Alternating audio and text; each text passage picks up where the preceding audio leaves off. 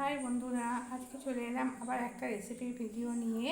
দেখো, আজকে বানাবো তড়কা। এর জন্য আমি কিছুটা মিক্সি তড়কার ডালটা পাওয়া যায়, ওটা ভিজিয়ে রেখেছিলাম।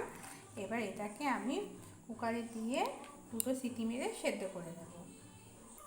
ডালটাকে দেখো সেদ্ধ করে নামিয়ে নিয়েছি, আর কড়াই বসিয়ে দিয়েছি ওভেনে। নিয়েছি দুটো ডিমটাকে একদম কড়াই অল্প তেল দিয়েছি, দিয়ে একদম ভেজে ঝুরি করে নেব।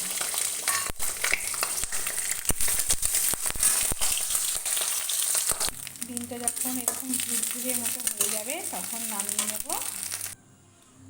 এবার কড়াইয়ে তেল আবার দিয়ে দিয়েছিলাম, দিয়ে তেলটা গরম হয়ে গেছে। এবার দিচ্ছি একটু গোটা জিরে, দুটো তেজপাতা, আর দিচ্ছি অল্প একটু কাসুরি মেথি ফোড়নে।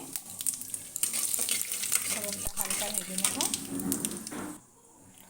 এবার এতে দিচ্ছি রসুন কুচি, কয়েকটা কোয়া রসুন আমি কুচি দিয়ে কেটে রেখেছিলাম। রসুন কুচিটা হালকা আগে ভেজে নেব।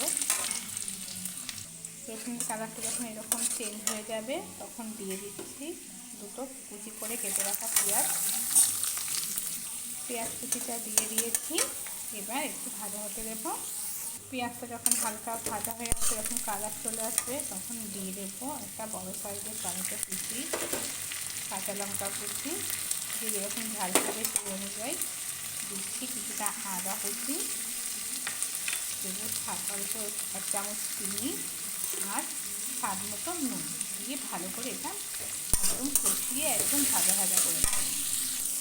যখন পেঁয়াজ টমেটো সব ভাজা হয়ে যাবে তখন দিয়ে দিচ্ছি 1 চামচ জিরে গুঁড়ো আর 1 চামচ হলুদ গুঁড়ো, দিয়ে এটা একটু কষিয়ে নেব। মশলা রাখাতে কষানো হয়ে এসেছে। এবার দিয়ে দিচ্ছি সেদ্ধ করে রাখা ডালটা, ভালোভাবে মিশিয়ে একদম কষিয়ে নেব। যখন দেখো পুরো ডালটা মশলার সাথে যখন কষানো হয়ে যাবে তখন দিয়ে দেবো সেই ভেজে রাখা ডিমটা, দিয়ে হালকা নাড়িয়ে এবার দিয়ে দিচ্ছি পরিমাণ মতো জল, দিয়ে কিছুক্ষণ ফুটিয়ে। দেখো ঝোলটা যখন এভাবে ফুটে উঠবে তখন একটু ঝাল লঙ্কা দেখে নেবে, লাগলে আর একটু দিয়ে দিতে হবে। এবার দিচ্ছি আমি এতে তড়কা মশলা, দিয়ে আর একটু ফুটিয়ে নামিয়ে নেব, তাহলেই রেডি হয়ে যাবে। দেখো বন্ধুরা, আমাদের ডিম দিয়ে তড়কাটা পুরো রেডি হয়ে গেছে।